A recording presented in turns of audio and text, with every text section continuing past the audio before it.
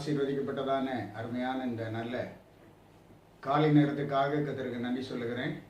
நம்முடைய ஆண்டவருடைய கிருபை காலைதோறும் புதியதாக இருக்கிறது. கர்த்தர் நம்மை அற்புதமாக நடத்துகிறார். அவருடைய நல்ல நாமம் மகிமைப்படட்டும். நாம் தியானிக்கும்படியாக 2 தீமோத்தேயு 4வது அதிகாரம் 5வது வசனம். நீயோ எல்லாவற்றிலும் மன தெளிவுள்ளவனாய் இரு, தீங்கு அனுபவி, சுவிசேஷகனுடைய வேலையை செய், உன் ஊழியத்தை நிறைவேற்று. பவுலடியார் தீமோத்தேயுக்கு சொல்லுகிறதான வார்த்தை, நீயோ எல்லாவற்றிலும் மன தெளிவு உள்ளவனாயிரு என்று சொல்லுகிறத பார்க்க. மனத்தெளிவு ரொம்ப முக்கியம்.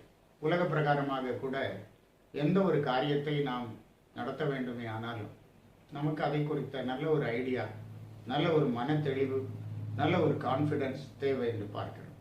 இதுபோல தெய்வீக காரியத்திலும் நமக்கு நல்ல மனத்தெளிவு தேவை. அதற்காக 2 தீமோத்தேயு 1 அதிகாரம் 7ஆம் வசனம் படிக்கும்போது, தேவன் நமக்கு பயமுள்ள ஆவியை கொடாமல் பலமும் அன்பும் தெளிந்த புத்தியும் உள்ள ஆவியை கொடுத்திருக்கிறார்.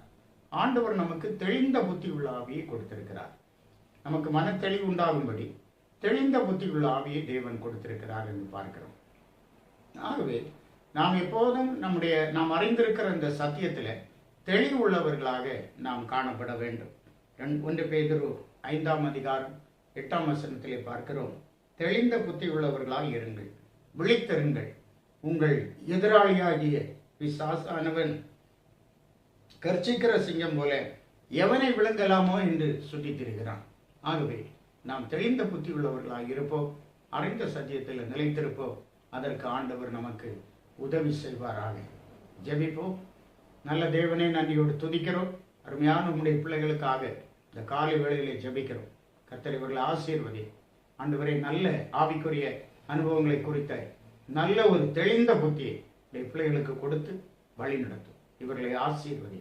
கூட இயேசு மூலம் கேட்கிறோம் பிதாவே. ஆமென். ஆமென்.